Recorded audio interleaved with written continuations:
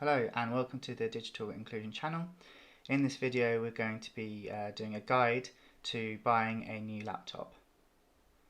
So if you're looking to buy a new laptop, it's often a little bit scary because there's so many different laptops on offer with different deals, and there's so much information provided for you, and you might not know what all of that means. So this guide, I'm going to sort of break down the different things that they will talk to you about if you go into a store, if you read an advert, and so you can kind of make sense of the information and make a decision for yourself of what is a good deal for you. So the first things that I consider is price. So buying a laptop is a considerable purchase for most people. It can be quite expensive, and so the number one factor I think is probably the price. So to consider what you can afford, what is a good deal for you, and really whether you need to get something a bit more expensive or not. The next thing we're going to look at is local memory storage, RAM, hard drive, the operating system, the processor chip, battery life, screen size, and touchscreen. Now, I know there's a lot of things, some of them are quite technical, but I'm going to just sort of do a brief outline of them just so you can kind of know what is the key thing, what is important for me when I'm buying my laptop. So we're going to go through that step by step. So you may have heard of this before. RAM stands for Random Access Memory, and it's got nothing to do with the real life RAM that I've got a picture of. So when you see computers advertised, they will often say, or they almost always say, how much RAM they have. Now, RAM is basically it's a form of memory in your computer, and it's useful for multitasking. And basically, multitasking is when you've got lots of things going on at once. So if you're you're on your emails, you've maybe got a few videos running in the background. Maybe you've got some music running in the background. You've got some different documents opening. So you're doing a lot of things at once. For some computers that have low amounts of RAM, they will struggle to do this, and they will run out of the RAM that they have, and it will sort of slow down, and you have a few problems. So if you're doing lots and lots of multitasking with lots of different programs, you might want a computer that has a bit more RAM, so it's not going to run out of the RAM. So yeah, the range is between 1 gigabyte and 32 gigabytes, or maybe even more. But the one where it says GB stands for gigabyte. We'll talk a little bit later on about what sort of number you should be looking at. Most computers have around 2 to 8 gigabytes, and if you have those sort of more expensive computers, they might have 16 gigabytes. So we'll talk about that a little bit more further on. So the take-home message is that RAM is important for multitasking. Okay, so moving on to the next one, local storage memory. This is a really important one, and it's always advertised when you're buying a computer. And this is how much information you can store on your computer. And it's measured again in gigabytes, and can range from as low as 5 gigabytes right up to 500 gigabytes or 1,000 gigabytes even. And this is basically how much information you can store on your computer. So that information being how many photos, videos, movies, different files, things like that, you can store on your computer, and apps as well. So some cheaper computers will have less local storage, and therefore you run out, you can't store as many photos and videos and things like that. So yeah, take home message is local storage memory measured in gigabytes, and it's how you can store your files, your photos and apps and things like that. It's just like on your phone, you can sometimes run out of memory. It's the same with a computer, but the storage is often a lot larger. Okay, so the next thing to look out for is the type of hard drive. So a hard drive is the part of your computer that's involved in storing and retrieving your information. And it's also important for when you first start up your computer, when it's been turned off. It's called booting up. When you turn on your computer, how long it takes for it to get up and running so you can start using it. So the main thing the takeaway message for today really is that there's different types of hard drive, and the ones that are advertised as SSD are the faster type of hard drive. HDD ones are a bit slower. They're the ones that are sort of used 5, 10, 15 years ago a bit more often. So if you can see one that's advertised as SSD, it means your computer is going to be able to boot up really quickly. So the next big one is the operating system. So an operating system is basically what it's like to actually use your computer. It includes the layout of your screen and your folders and how you move around the place and save files. The one that you might be most familiar with is called Windows 10, and it's the most popular operating system in the world. And that's the one that I've used to record all of my tutorials, or most of my tutorials anyway. So that's the one that's most familiar to people, is Windows and Windows 10. But there's also the Apple Mac operating system. There's Chrome. There's a type of Chrome operating system, and there's also one called Linux. Now, yeah, this is like up to each individual as to what is easiest to use. I would probably recommend Windows if you're new to computers and getting started, just because there's probably more resources out there to help you. And I would maybe avoid Linux computers, or it's called Ubuntu. I think that's how you say it anyway. If you're just starting out, because yeah, it tends to be a little bit less user friendly. Okay, so let's move on. Okay, the processor and the chip. Okay, so often in the adverts it will say what type of chip it has, and there's so many different types of chips. I couldn't possibly tell you which one's better or worse in this video. It'd take a very long time. But the main sort of function of the chip is how quick your computer is going to run. Okay, it's like how quickly can you do things, how long do you have to wait for things to load up, and when you're using your files and saving things and stuff like that. So it's sort of the general running of the computer is controlled by the chip.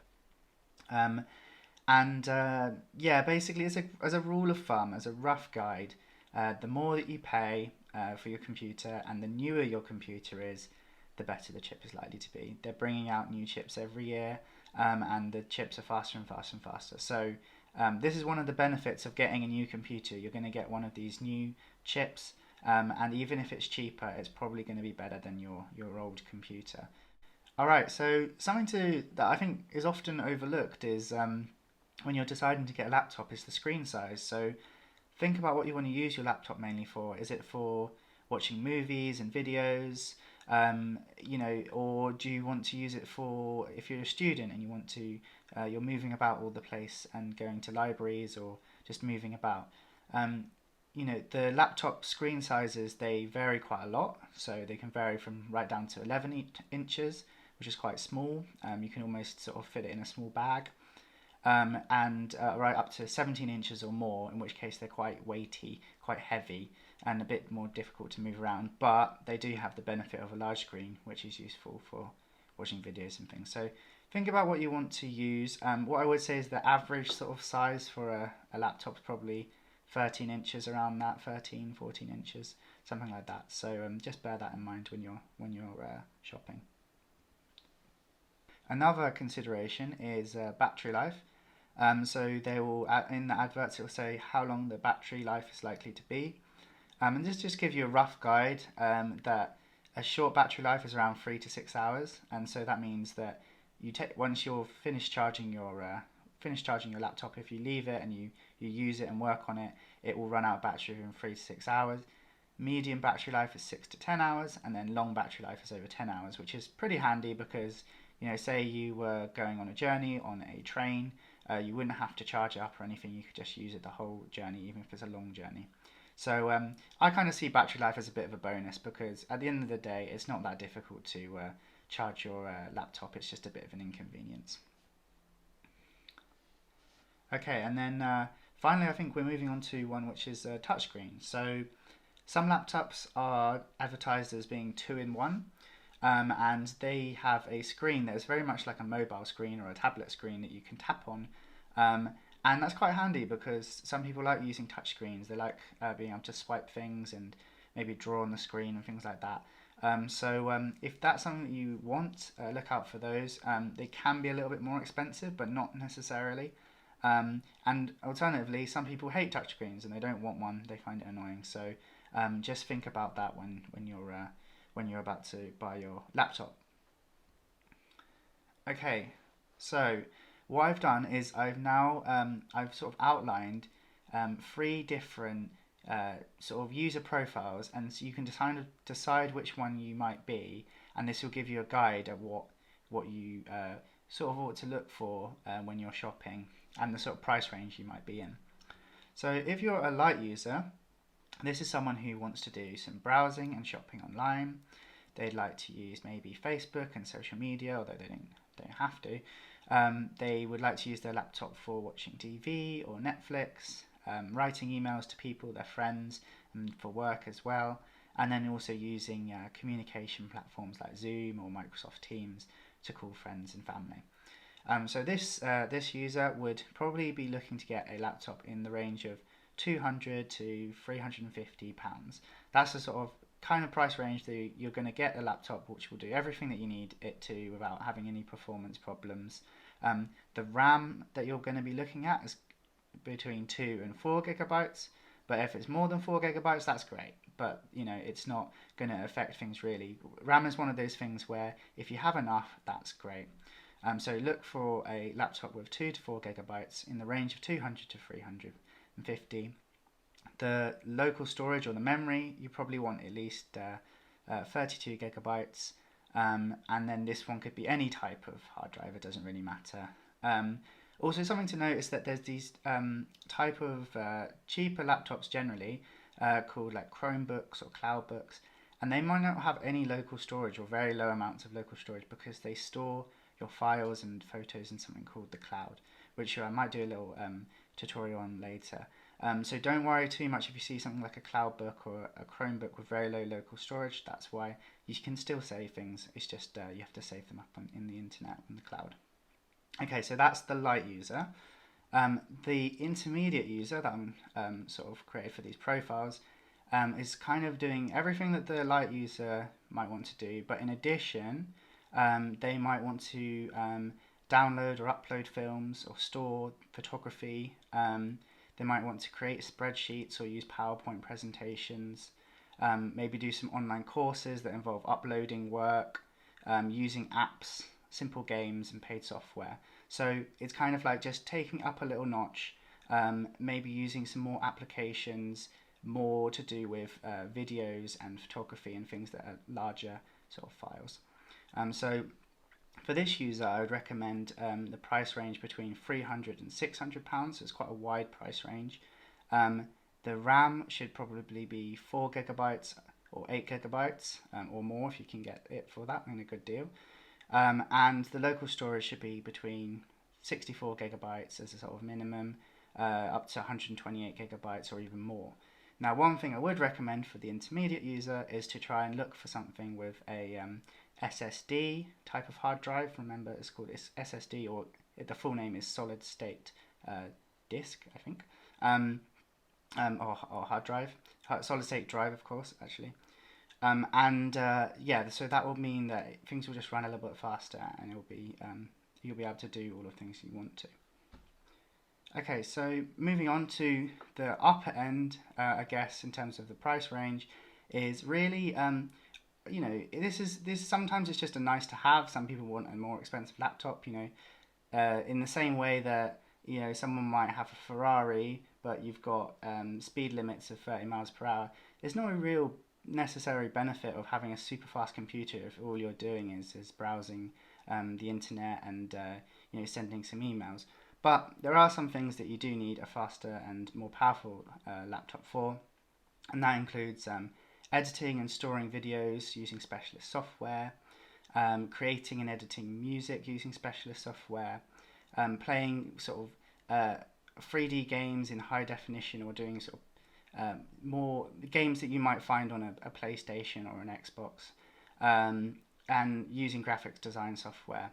And the final thing is managing large sets of data and performing complex calculations, something that a scientist might be doing for their job. So yeah, this is the sort of top end, and this would be between £700 or £1,200 or even more. The RAM you'd want is at least 8 gigabytes, maybe 16 gigabytes or more. And the local storage, you probably want a bit more storage, so 256 gigabytes or more, and a solid state hard drive, because those are a bit faster. One thing to mention is that if you're going to be doing lots of gaming on your computer, a dedicated graphic card is recommended. I won't talk too much about that in this video because I think it's beyond the scope, but it's just something to mention. Okay, so this kind of brings me to the bottom line because there's a lot of information in this video.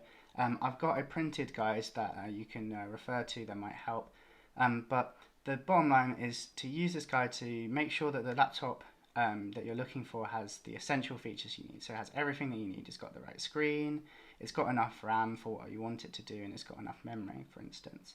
And then after that, everything above and beyond that's advertised or features, you can think, that's a nice bonus. It's got a great battery life, or that's a great bonus. It's got a solid state hard drive. These things are great, but just make sure when you're shopping that you get the essential things that you need, and that will help you make your decision.